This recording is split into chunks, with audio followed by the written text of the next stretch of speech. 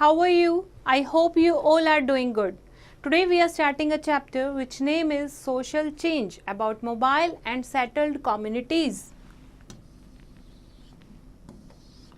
And before starting the chapter, हमें कुछ terms का पता होना चाहिए. That is about immigration. Immigration क्या होता है? Immigration होता है arriving into a country to settle permanently.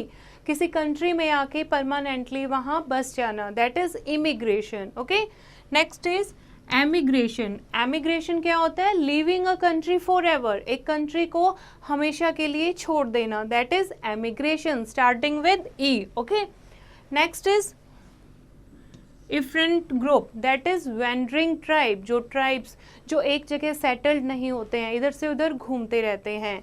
And transhumance, that is seasonal migration of pastoral people in search of pastures, यानी सीजन, मौसम के अकॉर्डिंग जहाँ पर उनको पास्चर मिलता है, अपने कैटल्स के लिए चारा मिलता है खाने के लिए, जहाँ घास मिलता है वहाँ पर वो लोग क्या करते हैं? मूव हो जाते हैं. Okay, now we will start the chapter from the topic movement of people. Human beings are social animals who need to communicate and move to be able to survive. Human being क्या है? एक social animal है जिनको अपनी life survive करने के लिए एक दूसरे से बातचीत करनी पड़ती है और इधर से उधर move करना पड़ता है. They are highly mobile and display their mobility in a number of ways, and which may sometimes be periodic or cyclic and sometimes on a regular basis. और ये movement जो है ये depend करती है, कई बार seasonal wise होती है, कई बार periodic होती है और कभी कभी रेगुलर बेसिस पर होती है. Migration is a specific type of mobility which is a permanent move to a new location. Migration क्या होता है? माइग्रेशन मतलब माइग्रेट हो जाना, यानी दूसरी जगह पर मूव हो जाना हमेशा के लिए. And though it happens much less frequently, it produces far more profound changes for individuals and entire society. जब हम दूसरी जगह आकर रहते हैं तो क्या होता है? हमारा कल्चर जो है हम वो दूसरों को सिखाते हैं और दूसरे लोगों का यानी सोसाइटी का कल्चर कुछ हम अडॉप्ट करते हैं. Individuals migrate for different reasons. हर एक लोग अपने अलग अलग रीज़न की वजह से माइग्रेट होता है. We may classify them into push and pull factors and include war, domination, political instability, etc., which force a community to seek refuge elsewhere. Because of war, कई बार क्या होता है कहीं पर कोई वॉर हो रहा होता है तो पुश एंड पुल वाला फैक्टर आ जाता है. डोमिनेशन के कारण या पॉलिटिकल इंस्टेबिलिटी के कारण बहुत सारे रीजंस होते हैं माइग्रेशन के. कई बार इकोनॉमिक फैक्टर होते हैं, जैसे कि कहीं पर कोई भुखमरी आ जाती है, कोई फ्लड आ जाती है, ड्रोट आ जाती है, जॉब नहीं होती तो भी लोग अपनी जगह को छोड़ने के लिए मजबूर हो जाते हैं. Okay, There have been immigration into India at various level. Time to time India में बहुत दूसरे देशों से बहुत सारे लोग आकर बसे हैं. And these have been long distance and long term immigration beside short distance and short term immigration. और immigration क्या? बहुत कम लोग इंडिया को छोड़ कर जाते हैं. Fine. The arrival of Aryans, Indo-Greek, Sakas, Kushanas, Hunas, Turks, Mughals, etc. and setting in India is well documented by history. जैसे कि अर्ली हिस्ट्री में, मेडिवियल हिस्ट्री में बहुत सारे लोग इंडिया में आकर बस गए थे, जैसे कि आर्यन पीपल आए, इंडो ग्रीक पीपल थे, साकाज थे, कुशाना थे, सुहनाज, टर्क्स, मुग़ल, ये लोग इंडिया में आकर बस गए. हिस्ट्री में वेल नोटेड है, अच्छे से इनके इंस्क्रिप्ट हमें मिले हैं जिसमें पूरा डॉक्यूमेंटेशन का प्रोसेस भी है, जिसमें ये प्रूफ भी मिलता है कि ये लोग दूसरे देशों से आकर इंडिया में बस गए. All such developments had a major impact on the Indian society. अब इतने सारे लोग जब इंडिया में माइग्रेट होकर आए, जब उन्होंने इमिग्रेट किया इंडिया में, तो इंडिया की सोसाइटी में बहुत सारे चेंजेस हुए. सोशल चेंजेस क्या हुए? Society undergoes continuous changes. In fact, change is the only constant factor. Social change involves long-term changes, either in social structure or cultural characteristic or in both. These changes are reflected in the ancient, medieval, modern periods of Indian history.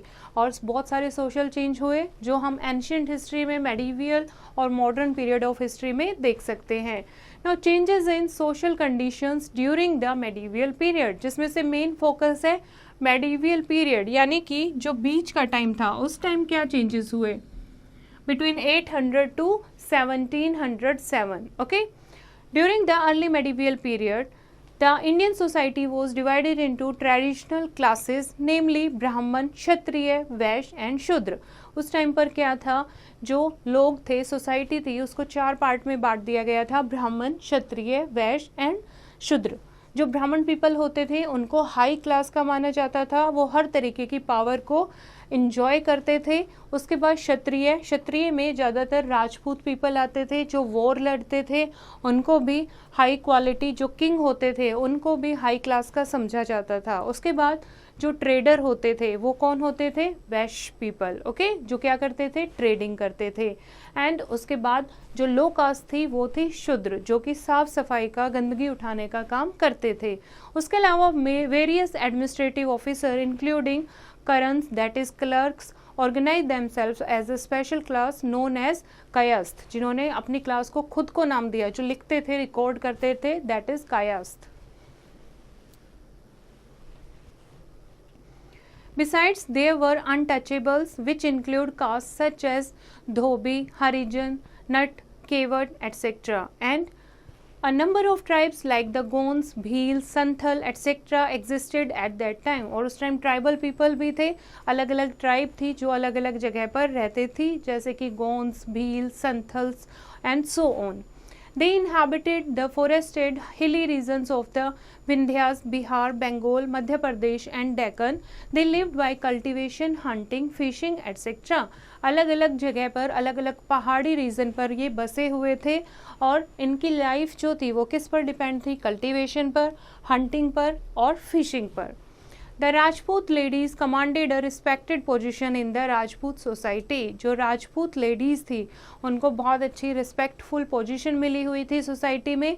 They were honored and protected by their men. उनको honour किया जाता था, respect की जाती थी और उनके जो हस्बैंड थे वो उन्हें प्रोटेक्ट करते थे। They could choose their husband in स्वयंवर, वो अपने हस्बैंड को खुद भी चूज कर सकते थे इन स्वयंवर।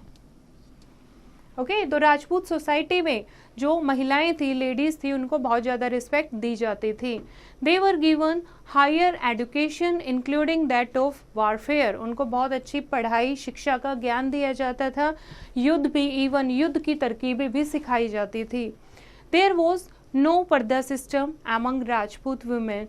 Polygamy was prevalent in the Rajput society. Polygamy यानी एक से ज़्यादा मैरिज करना वो अलाउड नहीं था राजपूत सोसाइटी में। पर्दा सिस्टम भी नहीं था। But the position of women in other caste was not satisfactory as they were not provided higher education. Polygamy further weakened their status in the family as well as society. दूसरी जो cast थी उनमें women को इतनी respect नहीं दी जाती थी, ना ही उन्हें अच्छी पढ़ाई कराई जाती थी। उसके अलावा पोलीगैमी से यानी एक के बाद एक शादी से उनका जो स्टेटस है वो और भी कम हो जाता था। सेल्फ इमोलेशन दैट इज सती प्रथा was impose on the widows. जो विडो हो जाती थी यानी जिसके हस्बैंड एक्सपायर हो जाते थे उनको उनके हस्बैंड के साथ सती कर दिया जाता था। सती प्रथा थी उस टाइम पर। विडो री मैरिज वॉज अ ताबू, और विडो यानी विधवा का दोबारा विवाह होना उसको भी परमिशन नहीं दी गई थी। In South India during the early medieval period the Brahmins were held in high esteem by the rulers. South India में जो ब्राह्मण्स थे उनको बहुत ज़्यादा तवज्जो दी जाती थी, हाई एस्टीम, बहुत ज़्यादा रिस्पेक्ट दी जाती थी रूलर्स के द्वारा। They were granted tax free land called the Brahmadeya और अग्रहारा। उनको क्या दी जाती थी, एक टैक्स फ्री लैंड भी दी जाती थी जिसको ब्रह्मदे यानी ब्राह्मण्स को दान देना, ओके, वो दी जाती थी। The merchants too held position of prestige by वर्चुअल ऑफ देयर वेल्थ। जो मर्चेंट्स थे, ट्रेडर थे, उनके भी अच्छी पोजीशन थी क्योंकि उनके पास बहुत सारी वेल्थ थी। The majority of people were the common people. ज़्यादातर लोग क्या थे, कॉमन पीपल थे। The upper class dominate the lower classes and put severe restrictions on them. जो हाई सोसाइटी थी वो लो सोसाइटी को डिस्क्रिमिनेट करती थी, बहुत सारी उन पर रिस्ट्रिक्शन लगाई गई थी, and they were debarred from entering the temples and were not allowed to draw water from the village wells or tanks. उनको मंदिरों में आने की परमिशन नहीं थी और सेम कुएं से जहाँ हाई सोसाइटी के लोग पानी भरते थे या ऐसे टैंक थे वहाँ पर भी जाने की परमिशन नहीं थी. During the Sultanate period from 1206 to 1526, the Indian society was divided into Hindus and Muslims. At the beginning of, Hindus considered Muslim to be impure, untouchable and did not intermix with them as they were cruelly treated by Muslim conquerors. और उस time क्या था, हिंदूज जो थे, Hindus considered Muslims to be, जो हिंदू थे उनको impure माना जाता था, अनटचेबल माना जाता था, क्योंकि उस टाइम के जो रूलर थे वो क्या थे, मुस्लिम रूलर थे. The sultans encourage the conversation of Hindus to Islam by offering them many concessions. और जो सुल्तान थे, जो रूलर थे, वो हिंदू पीपल को बहुत सारा लालच देते थे कि मुस्लिम धर्म को अपनाने के लिए. All the Hindus had to pay a tax जाजिया. और जितने भी हिंदू पीपल थे उनको एक टैक्स पे करना पड़ता था, that is jizya. Fine. The Hindu society was again divided into principal caste, that is Brahmin, Kshatriya, Vysya and शूद्र, जो कि हम पहले ही बात कर चुके हैं. ओके. उसके बाद वीमेन की जो पोजीशन थी वो बिल्कुल भी अच्छी नहीं थी. सिर्फ राजपूत को छोड़कर चाइल्ड मैरिज की जाती थी. उस टाइम पर्दा सिस्टम भी था, जिनने जो वीमेन की लाइफ थी, वीमेन की जो कंडीशन थी, उसको बहुत ज़्यादा डिग्रेड कर दिया था. Sati was common but not forced. Sati बहुत कॉमन था उस टाइम पर, लेकिन फोर्स नहीं किया जाता था किसी को. The institution of devadasis in the temples particularly in the south was in existence. और उस टाइम देवदासी, टेम्पल्स में देवदासी बनाया जाता था, इंस्टीट्यूशन होते थे जहाँ पर अभी भी एग्जिस्ट करते हैं वो. And slavery was Fairlie common in those days and Muslims enjoyed enslaving Hindu women who were forced to entertain the Muslim court and nobility with dance and music. उस टाइम स्लेवरी यानी कि गुलाम प्रथा थी.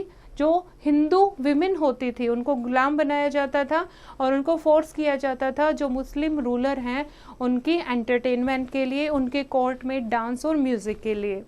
The Muslim population included the Turk, Afghan, Mongol called the new Muslims, the Abjiyans, the Arab, etc. Among different foreigners, the Turks monopolized political power in India. They believed in racialism and despised low-born non-Turks. With the passage of time, conversion to Islam increased, especially among the low-caste Hindus. जब हिंदू को इतना ज़्यादा discriminate किया जाता था तो time के साथ बहुत सारे जो हिंदू यानी कि जो लो कास्ट से बिलोंग करते थे हिंदू पीपल, वो इस्लाम धर्म में कन्वर्ट होने लगे थे. The Muslims too had religious differences. The rivalry between the Shahis and the Sunnis continued throughout the medieval period. जो मुस्लिम थे उनके आपस में भी बहुत सारे रिलीजियस कन्फ्लिक्ट चलते रहते थे जिनको आपस में डिवाइड किया गया था, Shia Muslim and Sunni Muslim. And the Muslim mostly lived in the urban areas while the converts mostly lived in the rural areas. जो मुस्लिम पीपल थे वो अर्बन यानी कि टाउन्स में, शहरों में रहते थे और जो कन्वर्टेड मुस्लिम थे वो अर्बन विलेज एरिया में, रूरल एरियाज में रहते थे.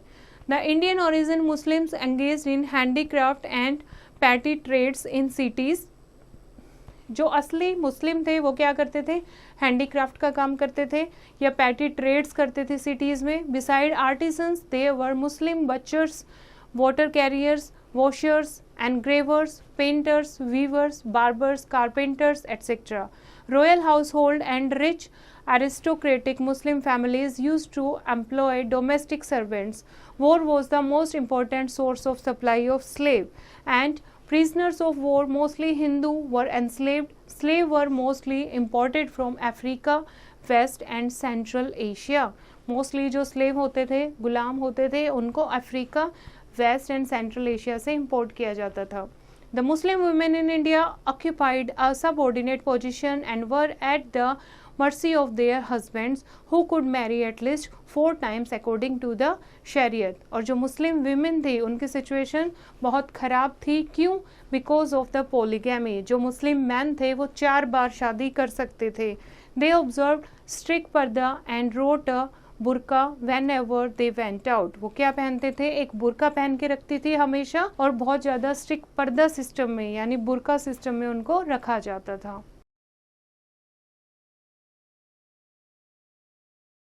The religious freedom under the Mughals brought the Hindus and the Muslims closer as they dress and food habits, language, and other family pursuits were alike. Gradually, they began to influence each other's custom. The Sufi saints had many Hindu followers, while the Bhakti saints attracted Hindus and Muslims alike. Akbar even launched a new religion, faith called दीने इलाही। धीरे धीरे जब हिंदू और मुस्लिम की intermixing शुरू होती है, intermixing इनकी शुरू होती है, तो पता लगता है इनकी ड्रेस, फूड हैबिट, लैंग्वेज और अदर फैमिली परस्यूट्स जो हैं वो ज़्यादातर क्या है, सेम है। ओके, तो कुछ जो हिंदू थे वो किसके फॉलोवर थे, भक्ति के फॉलोवर थे, भक्ति सेंट्स जो थे, एंड कुछ जो हिंदू मुस्लिम दोनों उसकी तरफ अट्रैक्ट हो रहे थे। सूफी सेंट जो थे उसमें भी बहुत सारे हिंदू फॉलोवर थे। इसी को देखकर अकबर ने एक नया रिलीजन शुरू किया था जिसका नाम था दीने इलाही। The society was divided into three main groups. The upper class included the king, nobles, and high mansabdars who lived a life of luxury. The nobles mainly composed of Turnas, Iranian, and Afghan, Sheikh, and a few Rajputs. The middle class थी उसके बाद consisted of traders, government officers, etc. उसके बाद lower class included farmer, artisans, and laborers. Now, change in the caste structure. As time passed, caste system become more rigid and complex due to introduction of new people. जैसे जैसे time pass होता गया वैसे वैसे caste system और ज़्यादा rigid होता चला गया और कॉम्प्लेक्स होता चला गया, क्योंकि नए लोग आते चले गए, न्यू एलिमेंट्स ऐड होते चले गए और इंडियन सोसाइटी पर न्यू इन्फ्लुएंस आता चला गया। The Brahmins were still the privileged class while the शूद्र were considered untouchable. अभी भी जो ब्राह्मण थे वो हाई क्लास के माने जाते थे और शूद्र थे वो अनटचेबल यानी सबसे लोअर क्लास के माने जाते थे। Intercaste marriages were generally not permitted, और इंटरकास्ट मैरिज बिल्कुल भी अलाउड नहीं थी। Craftsmen such as potters, weavers, barbers, goldsmith, leather workers, fisherman etcetera were regarded as low caste, और इनको लो कास्ट का समझा जाता था। The new caste that originated during the early medieval period was Rajput, और एक जो न्यू कास्ट सामने आई थी इस टाइम पर वो क्या थे, Rajputs. Some foreign traders, some foreign scholars considered them as descendant of the Sechin and the Hunas who settled in India after Harsh.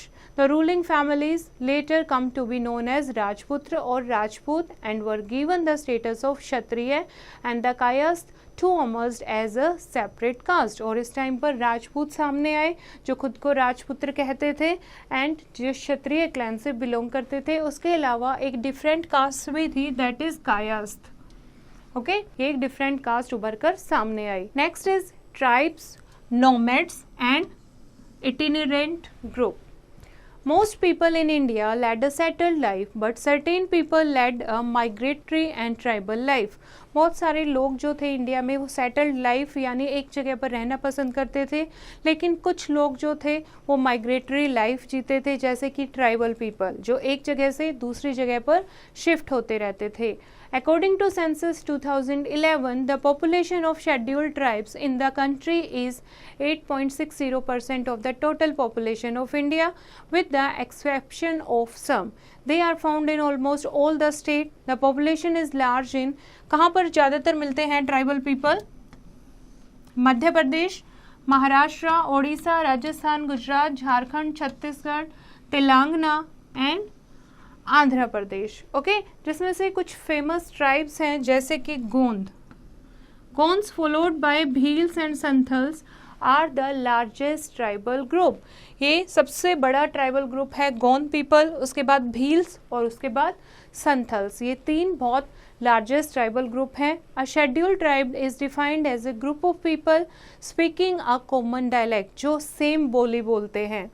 inhabiting a common territory and displaying a certain homogeneity in their culture. It is frequently a political unit for the purpose of internal administration of justice and external relations such as the prosecution of war. Now here is an interesting fact. India has 645 tribal communities distributed in 660 districts in varying proportions. Madhya Pradesh ranks first in terms of total scheduled tribe population and is followed by Maharashtra, Odisha, Rajasthan, Gujarat, Jharkhand, Chhattisgarh, Telangana and Andhra Pradesh. इन अलग अलग state में according to proportion जो tribal people हैं, tribal communities हैं, वो रहती हैं। 645 ट्राइबल कम्युनिटीज़ हैं इंडिया में, जो कि अलग अलग जगह पर अराउंड 660 डिस्ट्रिक्ट में फैली हुई हैं। Indian tribes are classified in a number of ways on the basis of manner in which they earn their livelihood. There are 4 types of tribes in India. First is that belong to hunters, fishers and food gatherers. For example, the Onge and the Jarwa of Andaman. Second is that depend on shifting cultivation, that called shifting cultivators. For example, tribes of Nagaland, Assam and Arunachal Pradesh. Third is peasants and artisans. For example, Gonds of MP, Santhal and Ornos of Jharkhand. And next is nomadic group, that are nomadic people that move from here to there in search of food. Nomadic or itinerant artisans include the Birhors of Jharkhand, the Pentiyas of Odisha, the Gadia Lohars of Rajasthan and the Gaddis of Himachal Pradesh and the Rabris of Gujarat. Tribes have undergone transformation due to their contact with the neighboring communities. जो उनकी neighboring communities होते हैं, आसपास के जो neighborhood होता है उनका, उनके साथ जब ये contact में आते हैं तो जो tribal people है इनके अंदर कुछ transformation आता है, कुछ इनके अंदर बदलाव आता है.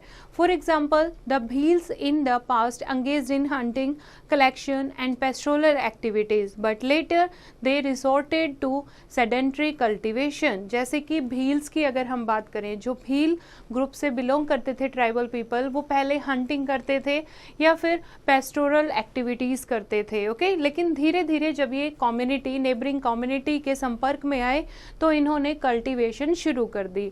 The Tharus of Uttarakhand have successfully adapted to the marshy forested and inhospitable environment of the Terai. Agriculture is their main occupation. The Nagas are mostly agriculturists who practice shifting cultivation beside their age-old occupation of hunting and fishing. इस तरीके से the Bhotis of Uttarakhand are semi-nomadic and practices of transhumance, for example, seasonal migration. The Gonds constitute the largest tribe group of India and are spread over a vast territory extended from Madhya Pradesh to Karnataka and from Gujarat to West Bengal. जो Gond people हैं सबसे ज़्यादा सबसे बड़ी tribal group है जो कि फैली हुई है मध्य प्रदेश से कर्नाटका तक एंड गुजरात से वेस्ट बंगाल तक. Their largest concentration is in Madhya Pradesh and Chhattisgarh. They practice shifting cultivation. ज़्यादातर इनकी जो पॉपुलेशन है ये मध्य प्रदेश या छत्तीसगढ़ में रहते हैं जहाँ पर ये क्या करते हैं, shifting cultivation. Now formation of state, a case study. जैसे कि स्टेट कैसे बनी, ओके. ये एक केस स्टडी है. जैसे गोंडवाना स्टेट, जैसे गोंड पीपल जब एक जगह पर आकर रहने लगे, for example the parts of Madhya Pradesh, Chhattisgarh, Andhra Pradesh and Maharashtra, तो उन्होंने एक अपना एरिया बना लिया. उन्हीं की पॉपुलेशन यहाँ पर रही, उन्हीं के कल्चर, उन्हीं के मेथड जो हैं वहाँ पर स्प्रेड हुए. तो उस लैंड को, उस स्टेट को उन्होंने क्या नाम दिया, Gondwana state, okay. Now here is a case study about the formation of state, and in the formation of state we will read first the interesting fact. First is the Gonds maintain ghotuls, that is youth houses where unmarried boys and girls sleep together. It is like a youth club where they participate in dance and music and carry on love affairs which result in marriages. See, ये बहुत पहले से चलता आ रहा है। Gond tribe जो थी, Gond people थे, उसमें अनमैरिड बॉयज़ एंड गर्ल्स को एक साथ रहने की इजाज़त दी जाती थी। वो डांस एंड म्यूज़िक में पार्टिसिपेट करते थे, उसके बाद अपना लव अफेयर के बाद उनकी मैरिज कर दी जाती थी। Here is another interesting fact. The name of the ancient continent of Gondwana land was taken from Gondwana because some of the earliest rock formation of this continent were first investigated in part of the region in modern Odisha. And third is Rani Durgavati, the most famous martyr in the brief known history of Gondwana, was not a Gond at all. जो रानी दुर्गावती बहुत ज़्यादा famous है Gondwana tribe से, वो Gond tribe से belong नहीं करती थी। She was the Chandela Rajput window of the गोंद राजा ऑफ ग्रह mandala when in 1564 AD she persisted after valiantly falling to prevent the advance of Akbar armies into central India. The Greh Mandala line ruled for another 2 centuries before annexed by the Marathas. Now we will talk about the formation of state. The first state is Gondwana state. Gondwana, sometimes called Gondalyan, a historical region in central India comprising parts of Madhya Pradesh, Chhattisgarh, Andhra Pradesh and Maharashtra. It is inhabited by the Gonds, a group of Dravidian tribes who are more than 7.5 million in population. Gond tribe सबसे बड़ी tribe है जिसमें almost 7.5 million population है. And they were first mentioned in the 14th century Muslim Chronicles. सबसे पहले इनका जिक्र हुआ था एक 14th century Muslim Chronicles में. The Gond provide a classic example of state formulation. Anthropologists call them pre-Dravidian with dark complexion, flat nose, thick lips, straight hair and short stature. Their main languages are Gondi and Maitri, which have close ties with Indo-Aryan languages. इनकी जो main language थी वो थी Gondi and Maitri, जो कि सेम थी as Indo Aryan languages. They practise दीपा cultivation, that is shifting cultivation. It is like jhuming in Assam, जैसे कि झूम कल्टिवेशन नाम दिया गया है. असम में वो क्या करते थे, शिफ्टिंग कल्टिवेशन करते थे. They also practise penda cultivation on hill slopes, which is terraced cultivation. They work as agricultural laborers too. और ये एज अ एग्रीकल्चर लेबरर का भी काम करते थे, उसके अलावा टेरेस फार्मिंग भी करते थे. They are also engaged in collection of forest produce. Some of their subgroups are engaged in fishing. और कुछ ये forest प्रोड्यूस जो है उसके कलेक्शन का भी काम करते थे एंड कुछ इनके जो सब ग्रुप हैं वो फिशिंग भी करते थे. Pastoral activities also contribute to their economy. A number of old kingdoms were established in the region by ruling families of the Gonds and other scheduled tribes. From the 14th to the 18th century, the area was controlled by powerful Gond dynasties. They remained independent or served as tributary chiefs during Mughal times. और Mughal time period के दौरान भी ये independent रहे और as a tributary chief इन्होंने काम किया. When conquered by the Marathas in the 18th century, the greater part of the Gondwana was incorporated into dominions of the Bhosle Rajas of Nagpur or the Nizams of Hyderabad. Many Gondov look refugee in inaccessible highlands and became tribal raiders between 1818 to 1853. उसके बाद जब मराठा ने conquer किया Gondwana land को, तो उस time जो ये लोग हैं दूसरी जगह पर माइग्रेट हो गए. कुछ लोग कहाँ चले गए, मध्य प्रदेश की तरफ चले गए, कुछ हैदराबाद की तरफ मूव हो गए. And the greater part of the region pass to the British. Although in some minor states the Gond rajas continued to rule until India's independence in 1947. उसके अलावा कुछ छोटी छोटी जो गोंडवाना लैंड थी वहाँ पर 1947 तक भी जो गोंडवाना रूलर थे उन्होंने रूल किया है. Apart from Graha Mandala covering the area around Jabalpur, 2 other historical Gond centers are Deogarh, whose Grand Raja Bhakt Buland Shah and founder Nagpur, or further south in Maharashtra, Chandrapur. Next is Ahom state. Assam का जो tribal group है that is called Ahoms, a tribe that ruled much of the state from the 13th century until the establishment of British rule in 1838.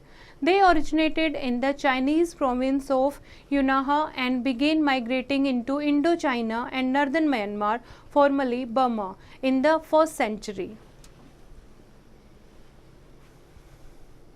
In the ancient times, Assam was a part of Kamarupa, a state which its capital at Prigyotripuram, modern Guwahati. This ancient kingdom include roughly the Brahmaputra Valley, Bhutan and Rangpur region now in Bangladesh and Cooch Behar in West Bengal. Assam was ruled by various dynasties. Assam को उस time बहुत सारे dynasties जो थी वो rule कर रही थी.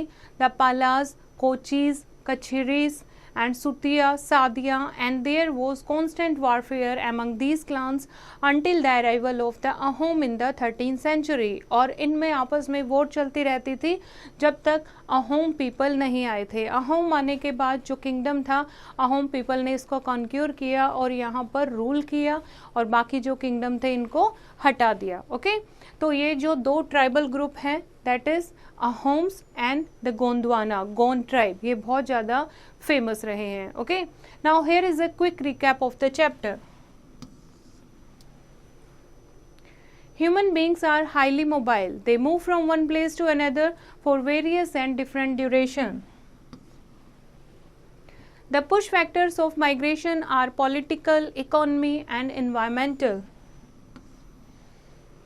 Movement of people into India caused many changes in the Indian society. During the early medieval period, the Indian society consisted of 4 traditional classes. Under the Rajput rulers, the Brahmins were held in high esteem and so were the women, but the so-called lower caste and tribes were considered untouchable. With the advent of the Turks, the Hindus were encouraged to convert to Islam. Even the Hindu upper caste lost their prestige. The position of women further deteriorated. Muslims too were divided into Sunnis and Shias. During the Mughal rule, the Hindus enjoyed a greater freedom than earlier. There were intermixing between Hindus and Muslims. Bhakti and Sufi saints also preached harmony. Akbar began a new religion known as Din-e-Ilahi. Certain groups of population of India led a migratory and tribal life. More than 8.60% population of India is of scheduled tribes. Madhya Pradesh, Maharashtra, Odisha, Rajasthan, Gujarat, Jharkhand, Chhattisgarh, Telangana and Andhra Pradesh have a large number of tribal people. Gonds, Bhils and Santals are the dominant tribal groups. The Gonds and the Ahoms established their independent kingdom in central India and Assam respectively. I hope बच्चों आपको ये chapter समझ आया होगा. एक बार फिर से इसको रीड करेंगे और एक्सरसाइज की प्रैक्टिस खुद करेंगे.